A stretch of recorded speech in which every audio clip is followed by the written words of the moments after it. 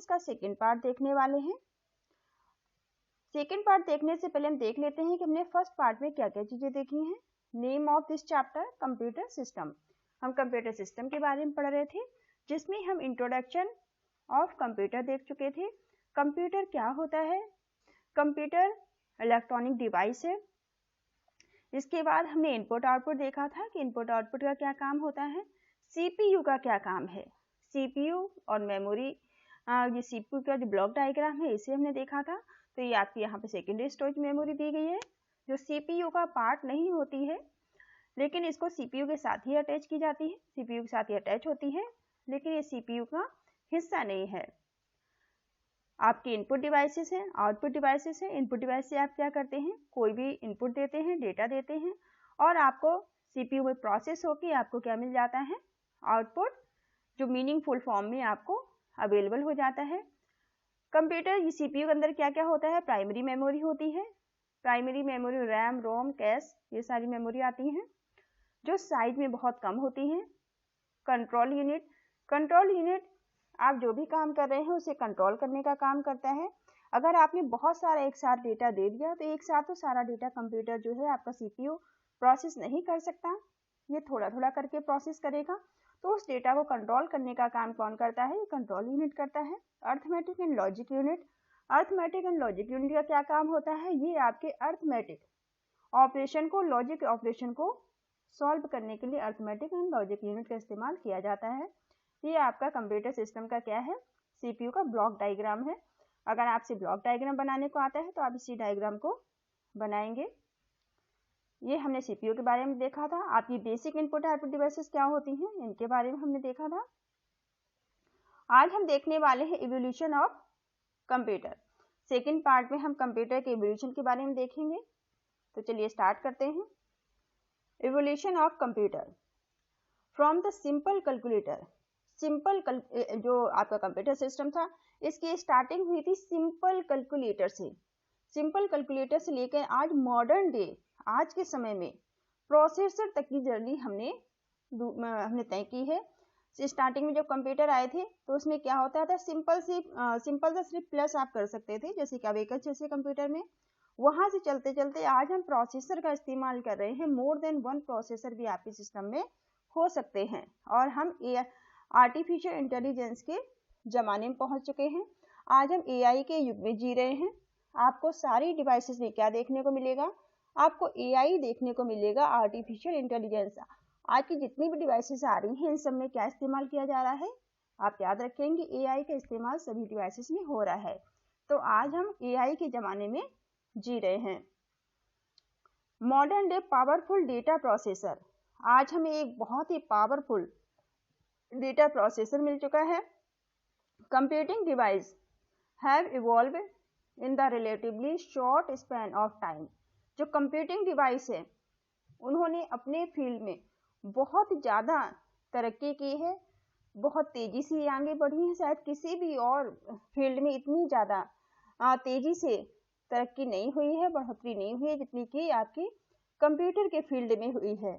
आज हम अगर ये भी कहें कि कंप्यूटर के बिना आपको लाइफ की कल्पना करना भी संभव नहीं है, तो ये कहीं भी गलत नहीं होगा कि आज के समय में हम बिना इंटरनेट के, बिना कंप्यूटर के, बिना मोबाइल फोन के अपनी लाइफ की कल्पना भी नहीं कर सकते हैं। यहाँ पर जो सबसे पहली डिवाइस आई थी जिसको अबेकस कहा गया है, ठीक है, तो computing is attributed to the invention of abacus. जो अबेकस का इन्वेंशन हुआ है वो ऑलमोस्ट 3000 ईयर एगो हुआ है। 300 साल पहले अबेकस का आविष्कार हुआ था। It was the mechanical device. Abacus जो आपकी थी वो कैसी डिवाइस थी, ये मैकेनिकल डिवाइस थी। आप याद रखेंगे अबेकस हमारी मैकेनिकल डिवाइस थी। इसका जो आविष्कार है वो 3000 साल पहले हुआ है, 3000 ईयर एगो हुआ था। Capable of doing simple arithmetic calculation only. ये क्या कर सकता था, केवल सिंपल कैलकुलेशन कर सकता था। जैसे कि आपको प्लस कराना है तो ये बस ये प्लस करने का काम करता था, ठीक है। आपको 2 नंबर से आपने दे दिए हैं और ये प्लस करके आपको दे देगा। स्टार्टिंग के जो कंप्यूटर थे साइज में बहुत बड़े हुआ करते थे, आप मान सकते हैं कमरों के साइज के हुआ करते थे।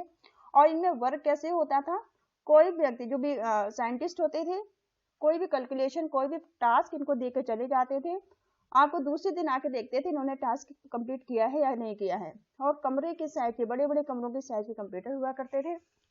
तो पहला जो कंप्यूटर अबेकस था ये सिर्फ सिंपल सा कैलकुलेशन का काम कराता था, जो कि कम से कम 3000 साल पहले आया था।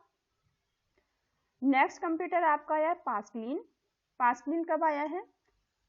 1642 में आया है ये। पास्कलिन ब्लेस पास्कल इन्वेंटेड, इसको पास्कलिन को किसने इन्वेंशन किया है? इसका ब्लेस पास्कल ने किया है। ये एक वैज्ञानिक थे जिन्होंने पास्कलिन का आविष्कार किया है। ये भी मैकेनिकल कैलकुलेटर था। पास्कलिन भी कैसा कंप्यूटर था? मैकेनिकल कैलकुलेटर था, known as a Pascal calculator. इसे पास्कल कैलकुलेटर भी कहा जाता था। आप इसे पास्कल कैलकुलेटर या फिर पास्कलिन कह सकते हैं। टू डू एडिशन, ये एडिशन कर सकता था, सब्सट्रैक्शन कर सकता था, और टू नंबर डायरेक्टली आपको किसी भी दो नंबर का ये एडिशन आपको करके दे सकता था, और सब्सट्रैक्शन भी कर सकता था दो नंबर का डायरेक्टली। एंड मल्टीप्लिकेशन और division through the repeated addition और सब्सट्रैक्शन। रिपीटेड एडिशन और सब्सट्रैक्शन के रूप में ये आपको मल्टीप्लिकेशन और डिवीजन करके दे सकता था। तो अगर पास्कलिन की बात करें आपसे, तो आपको कितना बताना है, याद रखना है आपको कि आपका पास्कलिन का आविष्कार ब्लेज पास्कल ने किया है, जिसको कि पास्कल कैलकुलेटर या पास्कलिन कहा जाता है। जो पास्कलिन है ये एडिशन, सब्सट्रैक्शन, मल्टीप्लिकेशन और एडिशन कर सकता था, ये ऑपरेशन को ये परफॉर्म कर सकता था। और ये आया कब है? ये 1642 में आया है। नेक्स्ट अब 1834 में आपका एनालिटिकल इंजन आ गया है। एनालिटिकल इंजन का आविष्कार किसने किया है? इसको इन्वेंटेड किया है चार्ल्स बेबेज ने। चार्ल्स बेबेज को जिन्हें कि कंप्यूटर का जनक भी कहा जाता है, फादर ऑफ कंप्यूटर भी कहा जाता है, इन्होंने एनालिटिकल इंजन का आविष्कार किया है, इन्वेंटेड किया है। Mechanical calculator, the mechanical computer device for inputting, processing, storing or displaying the output, which is considered to form of basic of modern computer। आप ये कह सकते हैं जो फादर ऑफ कंप्यूटर थे, जो ब्लेज पास्कल ने, ये चार्ल्स बेबेज ने, जो चार्ल्स बेबेज थे, इन्होंने जो इन्वेंशन किया था एनालिटिकल इंजन का, इसी के बेस पर हमारे आज के मॉडर्न टाइम के भी कंप्यूटर का बेस क्या है?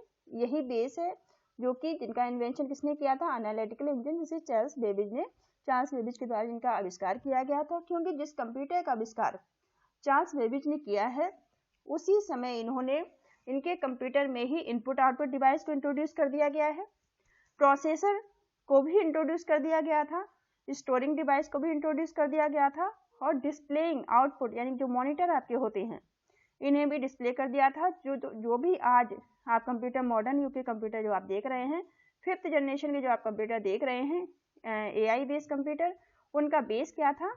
चार्ल्स बेबेज के द्वारा दिया गया कंप्यूटर एनालिटिकल इंजन उसका बेस था। कब आया था ये? 1834 में इसको इंट्रोड्यूस किया गया था।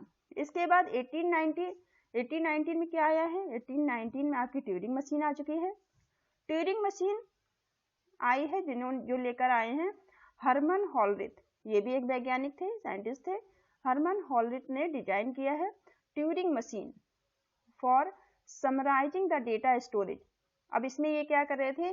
जो डेटा स्टोरेज था उसे समराइज कर रहे थे on the punch card.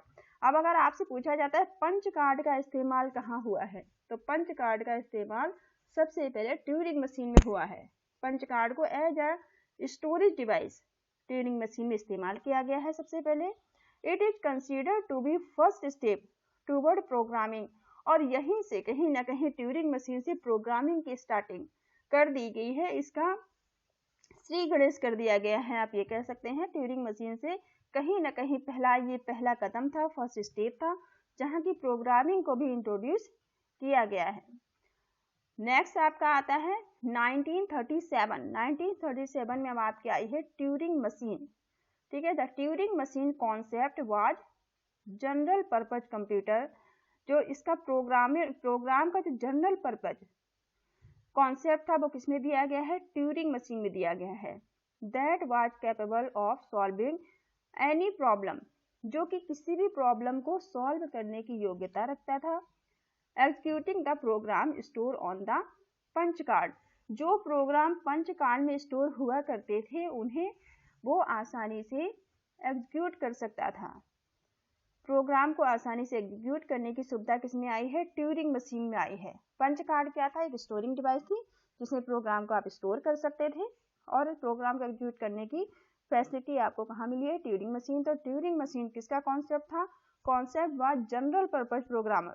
General purpose program के कॉन्सेप्ट था प्रोग्रामेबल मशीन का, दैट वाज कैपेबल, जो कि ये योग्यता रखता था, ऑफ सॉल्विंग एनी प्रॉब्लम, जो कि किसी प्रॉब्लम को सॉल्व कर सकता था। कैसे? By executing the program, program को एग्जीक्यूट करके store in the punch card, जो कि पंच कार्ड में स्टोर हुआ करते थे, या ये प्रोग्राम सॉल्व करके प्रोग्राम पंच कार्ड में स्टोर होते थे, क्योंकि स्टोरेज डिवाइस थी एज अ पंच कार्ड के रूप में इंट्रोड्यूस हो चुकी थी।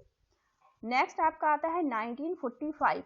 1945 में आपका अडवैक या एनीवैक, अडवैक या एनीवैक को इंट्रोड्यूस किया गया है। ये किसके द्वारा किया गया है? John von Neumann. बहुत ही इंपॉर्टेंट ये है, जॉन वॉन न्यूमन, आपने पढ़ा होगा। जॉन वॉन न्यूमन ने इंट्रोड्यूस किया है the concept of stored program. Program को स्टोर करने का कॉन्सेप्ट कौन लेकर आया है? तो जॉन वॉन न्यूमन लेकर आए हैं। इनका स्ट्रक्चर आज भी बहुत इंपॉर्टेंट है, मॉडर्न टाइम में भी इनका स्ट्रक्चर पढ़ा जाता है। इनका स्ट्रक्चर जो वॉन न्यूमन है, ये बहुत ही फेमस साइंटिस्ट थे। इन्होंने स्टोर प्रोग्राम का कंप्यूटर में प्रोग्राम को स्टोर करने का कॉन्सेप्ट दिया है, which was capable of storing data, जो कि डेटा को स्टोर कर सकता था, as well as program in a memory, memory के अंदर डेटा और प्रोग्राम को स्टोर कर सकता था। EDVAC and then ENIAC computer were developed based on this concept.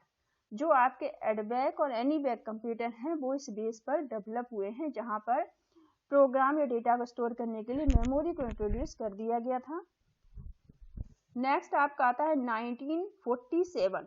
1947 में अब क्या आया है? ट्रांजिस्टर आ गए हैं आपके। 1947 में ट्रांजिस्टर आ चुके हैं, जो कि अभी तक क्या यूज हो रहे थे?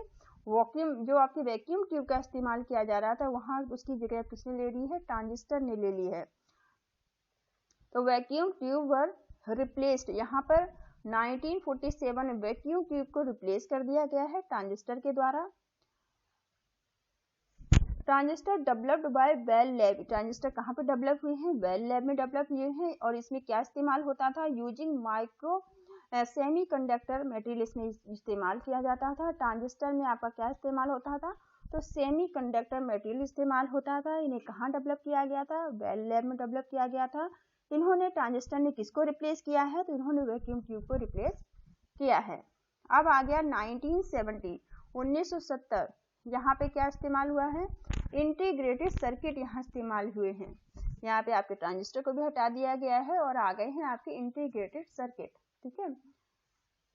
एंड इंटीग्रेटेड सर्किट जिन्हें आईसी चिप कहा जाता है, इज सिलिकॉन, ये किसके बने होते थे? सिलिकॉन चिप के बने होते थे। Which contain entire electronic circuit, जो कि पूरा इलेक्ट्रॉनिक सर्किट पे बेस्ड थे, on the very small side, ये बहुत ही छोटे छोटे होते हैं। द साइज ऑफ कंप्यूटर, यहाँ पे कंप्यूटर का साइज जो है वो रिड्यूस हो चुका है, बहुत छोटा हो चुका है, क्योंकि यहाँ पर आईसी चिप का इस्तेमाल होने लगा है।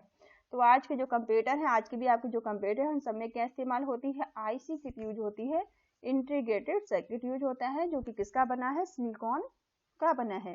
ये कंप्यूटर की जर्नी थी, जो कि ये स्टार्टिंग से लेकर 1970 तक की आपको कंप्यूटर की जर्नी दी गई है। इवोल्यूशन ऑफ कंप्यूटर दिया गया है, कब कैसे कैसे कंप्यूटर इवॉल्व हुए हैं। यहाँ पे द बॉन न्यूमन आर्किटेक्चर, जो बॉन न्यूमन ये आर्किटेक्चर आपका दिया हुआ है, यहाँ पे आप देख लीजिए। इसमें इनपुट डिवाइस होती है, प्रोसेसर होता है, मेमोरी और आउटपुट डिवाइस। आप इनपुट करेंगे, आपके कंप्यूटर में कहीं ना कहीं आप कोई डाटा दे रहे हैं, तो कहीं ना कहीं स्टोर भी होगा। तो स्टोर करने के लिए मेमोरी चाहिए। मेमोरी स्टोर होने के बाद सीपीयू इसे फैच करेगा, सीपीयू में जाकर प्रोसेस होगा, प्रोसेस होकर वापस से मेमोरी में स्टोर होगा, और आपको एक इंफॉर्मेटिव वे में आपको रिजल्ट मिल जाएगा। आप जब कोई डेटा देते हैं तो वो आपका रॉ मटेरियल होता है, लेकिन जब आपको प्रोसेस होकर इंफॉर्मेशन मिलती है तो वो आपका मीनिंगफुल डेटा के रूप में कन्वर्ट हो जाती है। हम ऐसा क्यों कह रहे हैं? क्योंकि आप जो कुछ भी आप इनपुट करते हैं कंप्यूटर से, कंप्यूटर क्या समझता है? कंप्यूटर 0-1 के अलावा कुछ नहीं समझता।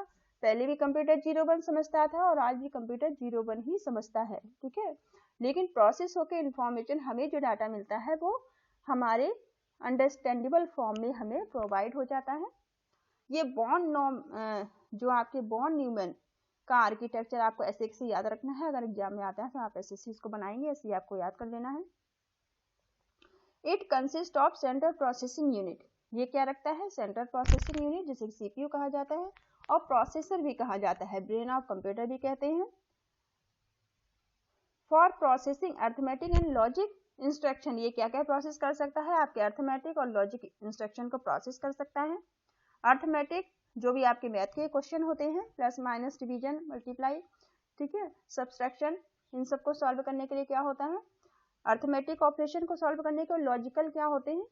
लॉजिकल ऑफ इंस्ट्रक्शन भी ये सॉल्व कर सकता है, जो कि बूलियन अलजेब्रा में आते हैं, जैसे एंड हो गया और हो गया। अब मेमोरी टू स्टोर, मेमोरी को इंट्रोड्यूस किया गया है डेटा को स्टोर करने के लिए। एंड प्रोग्राम, डेटा या प्रोग्राम स्टोर कहाँ होंगे? तो मेमोरी में होंगे।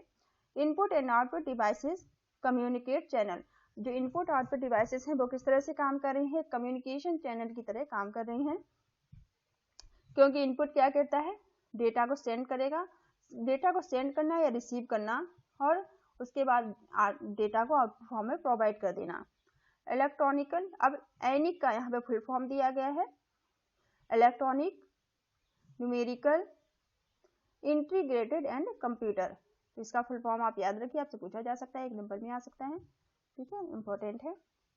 Is the first binary programmable computer based on von Neumann architecture. ये पहला ऐसा बाइनरी बेस पर प्रोग्रामेबल कंप्यूटर था जो कि बॉन न्यूमैन आर्किटेक्चर पर बेस्ड था।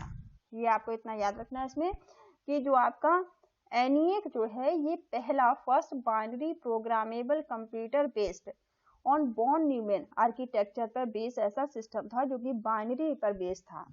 बाइनरी नंबर क्या होते हैं? 0 और 1। यूजिंग द 1970, अब इसकी ड्यूरेशन क्या थी? 1970 लार्ज स्केल इंटीग्रेशन। अब 1970 में क्या इस्तेमाल हो रहा था? लार्ज स्केल इंटीग्रेशन का इस्तेमाल हो रहा है, जिसे शॉर्ट में LSI कहा जाता है, फॉर द इलेक्ट्रॉनिक सर्किट, एक इलेक्ट्रॉनिक सर्किट के रूप में। Allow integration of complete CPU on the single chip. अब पूरी तरह से जो आपका CPU था वो एक सिंगल चिप में आ चुका था, चिप फॉर्म में आ गया था। कॉल्ड द प्रोसेसर, जिसे कि प्रोसेसर कहा जाता है।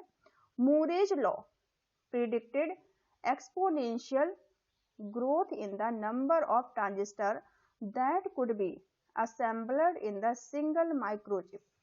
अब मूरेज जो था, मूरेज का लॉ था, मूरेज भी एक साइंटिस्ट थे, इनका जो लॉ था वो प्रिडिक्ट किया था इन्होंने componential growth in the number of transistor. जो नंबर ऑफ बहुत सारे ट्रांजिस्टर लगे होते थे पहले कंप्यूटर में, उनकी जगह ये क्या, इन सबको असेंबल करके ये क्या ले आए थे? एक सिंगल चिप में आ गया था 1980। अब 1980 तक the processor power of computer, अब 1980 तक 1980 तक जो प्रोसेसिंग काम था, processing power of computer increased exponentially by the integrating around 3 million component on the small size chip, term as very large scale integration, VLSI, जिसे कहा जाता है कि 3 मिलियन कंपोनेंट्स जो थे, वो जो आपका CPU था, प्रोसेसर था, बहुत ज़्यादा पावरफुल बन गया था, क्योंकि इन सारे ट्रांजिस्टर को मिला के एक सिंगल और छोटी सी चिप के रूप में ये इंट्रोड्यूस हो चुका था, जिसे कि वेरी लार्ज स्केल इंटीग्रेशन कहा गया है। फर्दर एडवांसमेंट, इसके बाद फिर से इसका एडवांसमेंट हुआ। इस टेक्नोलॉजी में फिर से एडवांसमेंट हुआ, फिर से कुछ चेंजेस हुए। हैज मेड इट फीजिबल, और इसको हाई किया गया और भी अच्छा बनाया गया। Fabricate high density of transistor and other component approx 106 component on a single IC called the super large scale integration, जो कि जिसे क्या कहा गया, लार्ज स्केल इंटीग्रेशन कहा गया, सुपर लार्ज स्केल इंटीग्रेशन कहा गया। किसको, आईसी, जो कि सारे ट्रांजेक्शन को बताया कि एक पावरफुल प्रोसेसर आपका बन चुका था। अब यहाँ पर कितनी जो आपके यहाँ पर आपको कुछ डेटा दिया गया है कि कब कब कितने कितने आपके किस तरह से इसको इस्तेमाल किया। नंबर ऑफ ट्रांजिस्टर का इस्तेमाल कब कब कैसे कैसे हुआ है पर इंटीग्रेटेड सर्किट। हर एक इंटीग्रेटेड सर्किट में कितने कितने ट्रांजिस्टर लगे होते थे। तो ये कुछ डेटा दिया गया है, कुछ खास नहीं, आप देख लीजिए अपनी जानकारी के लिए, समझ लीजिए। मशीन इन 1984, अब इसको एक्सप्लेन किया कि जो मशीन थी 1984 में, द पावर जो मशीन थी वो popularly of CPU search by the introduce of graphical user interface. अब इसको मशीन को 1984 के बाद इसको कंप्यूटर को किसने इंट्रोड्यूस कर दिया गया, ग्राफिकल यूजर इंटरफेस ने, जिससे ग्राफिकली यूजर अच्छे से उसे समझ सके, कोई भी उस पर काम कर सके। बेस्ड ऑपरेटिंग सिस्टम, जिसमें कि ऑपरेटिंग सिस्टम इस्तेमाल होता था बाय माइक्रो प्रोसेस, जो माइक्रोसॉफ्ट के द्वारा बनाया गया है, and other in the place of computers with only command line interface. और कुछ कंप्यूटर थे जो कि केवल कमांड बेस हुआ करते थे, लाइनेक्स और डॉस। ठीक है, डॉस सबसे पहले आया था। डॉस बहुत पुराना है, जिसमें सिर्फ कमांड बेस पर ही हम ब्लैक स्क्रीन हुआ करती थी और हम कमांड टाइप करते थे, उसमें कमांड टाइप करके ही उसको इस्तेमाल किया जाता है, जिसके लिए आपको ढेर सारी कमांड, अगर आपको कमांड याद नहीं है तो आप डॉस नहीं चला सकते थे। ऐसे ही यूनिक्स है, यूनिक आप आज भी इस्तेमाल हो रहा है, यूनिक और लाइनेक्स, जो कि ये भी कमांड बेस है, इसके लिए भी कमांड इस्तेमाल होती हैं। अराउंड 1990 लगभग 1990 में the growth of world wide web, जो WWW है, इसकी ग्रोथ हुई है। फर्दर एक्सेलरेटेड मास यूजेस, और फर्दर क्या हुआ, फिर इसको एक्सेलरेट मास यूजेस हुआ है, बहुत तेजी से इसका इस्तेमाल हुआ है of the computer, and thereafter computer have become an, computer जो है इसके बाद में एक हमारी लाइफ, एवरीडे लाइफ का पार्ट बन चुका है, हमारी डेली रूटीन में कंप्यूटर आ चुका है। Further with the introduce of laptop, इसके बाद क्या हुए हैं, आपने लैपटॉप को इंट्रोड्यूस किया गया है। सबसे पहले आपकी पीसी जिसे कि पर्सनल कंप्यूटर कहते हैं। पीसी क्या होती है, जो पर्सनल कंप्यूटर, जो कि आपने अपनी लैब में देखे होंगे, ठीक है, जो कि जिसके पास सीपीयू होता है, एक मॉनिटर होता है, सीपीयू, कीबोर्ड, माउस, जिनका इस्तेमाल किया जाता है। फिर लैपटॉप आए, लैपटॉप को आप कहीं भी कैरी कर सकते हैं, कहीं भी अपने साथ ले जा सकते हैं। Personal computer was made portable, और जो पर्सनल कंप्यूटर आए हैं लैपटॉप के रूप में, पोर्टेबल थे, आप कहीं भी इनको ले जा सकते हैं। टू द ग्रेट एक्सटेंड, बहुत ज़्यादा कंप्यूटर के फील्ड में जो कि ग्रेट एक्सटेंड हुआ है। This was follow by the smartphone, और फिर हम स्मार्टफोन की दुनिया में आ गए हैं। टैबलेट, जहाँ smartphone, tablet and other personal digital assistant जो कि हम इस्तेमाल कर रहे हैं। These devices have labeled the technically advancement in the processor। अब इसका क्या है कि डिवाइस टेक्निकली, अब आप ये सोचिए कि ये पूरा कंप्यूटर आपका कितने छोटे छोटे चिप में आ गया। पहले जो आपके पीसी हुआ करते थे, इन्हें आप एक जगह रखे रहते थे। फिर लैपटॉप आए, वो भी थोड़ा सा हैवी हुआ करते थे। आज जो लैपटॉप आपके आ रहे हैं वो बहुत ही लाइट वेट आ रहे हैं, जिन्हें कि आसानी से आप कहीं भी। इसके बाद आपकी मेमोरी फास्ट हो गई है, हाई स्पीड हो गई है डेटा की, बहुत ज़्यादा हाई स्पीड से कनेक्टिविटी, जो कनेक्टिविटी मैकेनिज्म है वो हाई हो गए हैं। आज आप देख सकते हैं कि आप कहीं से भी कहीं भी आप बात कर सकते हैं, वीडियो कॉल कर सकते हैं, ऑडियो कॉल कर सकते हैं। आप दुनिया में किसी भी कोने में हैं, दुनिया के किसी भी कोने में आप आसानी से कनेक्टिविटी कर सकते हैं, चाहे आप वीडियो कॉल करके, ऑडियो कॉल करके, कॉन्फ्रेंस करके, ठीक है। तो आप ये देखिए कितनी अच्छी स्पीड आपको मिल गई है। आज आप जो डिवाइसेस देख रहे हैं उसमें मेमोरी कितनी ज़्यादा आ रही है। आपको जो आप सिंपल सा आप स्मार्टफोन अपने हाथ में लेते हैं, इसमें भी आपको मेमोरी 64 GB या उससे ज़्यादा आपको मिल जाती है। इन डिवाइसेस में आपको अच्छी मेमोरी मिल रही है, अच्छी रैम मिल रही है और अच्छी स्पीड मिल रही है। The next wave of computing device, computing device की जो नेक्स्ट वेव है, इंक्लूड द वियरेबल गैजेट्स। अब आपके गैजेट्स की बात करें अगर, तो जैसे स्मार्ट वॉच है आपकी, जो आप स्मार्ट वॉच हाथ में पहन के आप अपना व्हाट्सएप ऑपरेट कर सकते हैं, आप कॉलिंग अटेंड कर सकते हैं, आप कॉल कर सकते हैं, किसी से बात कर सकते हैं। आपको अपने फ़ोन को भी अपने हाथ में लेने की कोई आवश्यकता नहीं है, ठीक है। ऐसे लेंसेस आ गए हैं और हेड बैंड आ चुके हैं, ऐसे हेडफोन आ गए हैं, ठीक है। फर्दर स्मार्ट एप्लीकेशन और फर्दर बहुत ही ज़्यादा अच्छे एप्लीकेशन हम आ चुके हैं। Become the part of internet of things, ये पार्ट किसका बन चुके हैं, इंटरनेट एंड थिंग का पार्ट बन चुके हैं। By leveraging the power of AI, artificial intelligence, क्योंकि ये सारे पावर किसके हैं, एआई के हैं, आर्टिफिशियल इंटेलिजेंस के हैं। हम एआई के ज़माने में पहुंच चुके हैं, जहाँ की आपकी सारी डिवाइसेस में किस पे बेस है, सारी डिवाइसेस आपकी एआई बेस हैं, आर्टिफिशियल इंटेलिजेंस बेस हैं, और ये बहुत ही फास्ट है, स्पीड में भी, आपको मेमोरी भी अच्छी मिल रही है। तो कंप्यूटर के फील्ड में हमने जितना ज़्यादा आविष्कार किया है, जितनी तेज़ी से इसमें डेवलपमेंट हुआ है, इतना डेवलपमेंट शायद किसी भी दूसरी फील्ड में नहीं हुआ है। कंप्यूटर आज हमारी लाइफ का पार्ट बन चुका है। ये टेक्नोलॉजी, कंप्यूटर, एआई टेक्नोलॉजी, इन सारी टेक्नोलॉजी के बिना, मोबाइल फ़ोन के बिना, लैपटॉप के बिना हम अपनी लाइफ की कल्पना नहीं कर सकते। अगर हमारे पास हमारा कुछ मिनट के लिए भी, छोड़िए आप विद इन सेकेंड में अगर आपका फ़ोन इधर उधर होता है तो आप कितने परेशान हो जाते हैं। फ़ोन के बिना आपको लगता है कि आपकी लाइफ ही नहीं है, कनेक्टिविटी सारी ख़त्म हो गई है, आप इसके बिना कुछ भी नहीं सोच सकते हैं आज के टाइम में। तो ये जो डिवाइसेस आपकी हैं, ये किस तरह से, कहाँ से इनकी जर्नी स्टार्ट हुई थी, जब इनकी जर्नी स्टार्ट हुई थी, ये आज से तो नहीं है, बहुत पुरानी है। एआई को भी इंट्रोड्यूस आज नहीं किया गया है, बहुत समय से इसका भी चल रहा है, लेकिन आज ये हमारे सारी डिवाइस में, आप जो भी डिवाइसेस अपनी देख रहे हैं, वहाँ पे क्या है, एआई बेस्ड सेंसर लगे हुए हैं। तो आज का ये वीडियो हम यहीं तक रखते हैं, वीडियो बड़ा हो जाएगा। नेक्स्ट वीडियो में हम कंप्यूटर मेमोरी के बारे में पढ़ेंगे। Thank you all of you, thank you for watching.